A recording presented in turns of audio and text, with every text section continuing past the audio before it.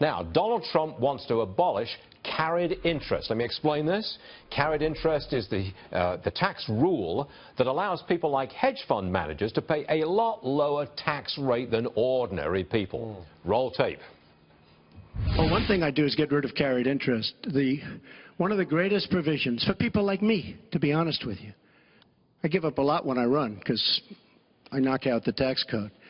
And she could have done this years ago, by the way. She was a United States senator. Okay, now, one of Mr. Trump's economic advisors who's just finished his Starbucks right there, his name is Steve Moore. Getting that in? You need that last It was a long night last night, Stuart. You need a swig of caffeine, we all do. Now, if Donald Trump abolishes this carried interest, then hedge fund managers and other people like them, they pay a lot more in tax.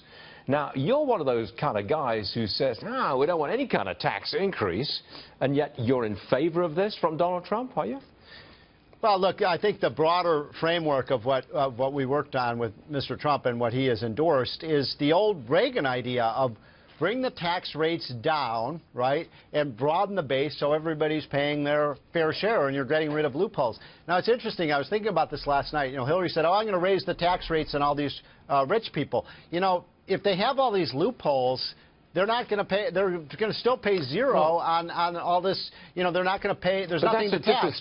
That's a different story. That's loss carry forward, and that's not a loophole. That's what Donald Trump did. No, it's not. It's not a loophole. But there are a lot of loopholes in the system. There are a lot of deductions and so on that should probably be gotten rid of to lower the rates. Right. Now, on the carried interest, yeah, I think that should probably be taxed as a ordinary income, not at a lower tax rate. Right. We're going to lower the highest tax rate from 40% to 33%, so they're going to pay a 33% rate rather than 20%. And you know, I think that's probably a fair thing to do. I think it's a political winner and an economic winner. I think so too. I don't think that's a problem. Okay. Now, Trump also, he doubled down on repealing Obamacare. He says it's just too expensive. Yeah. The mainstream media fact-checking him on that. They say he is exaggerating. Here's what you have from the Los Angeles Times this morning, the headline.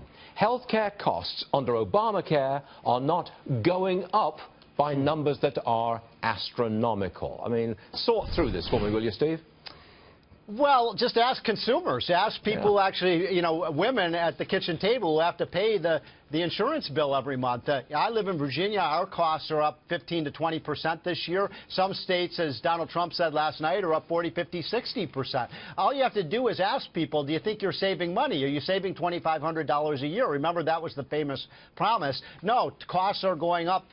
I do believe astronomically. I think when you've got 25, 30% increases in your health care premiums, increase in deductibles, for American families, that is astronomical. At the same time, you've got insurance companies dropping out, so you're going to have less competition. And I love what Donald Trump said. Look, by allowing people to buy insurance across state lines, Stuart, you're increasing dramatically the amount of competition that insurance companies have to deal with. So I thought it was about time, by the way, because in the first debate, Stuart, the word Obamacare never came up. Did you know that? This one, he hammered hard on that. He won that part of the debate. And rightfully so, too, because Obamacare is collapsing, and that's a decent, proper word to use. Steve, thanks very much for joining us.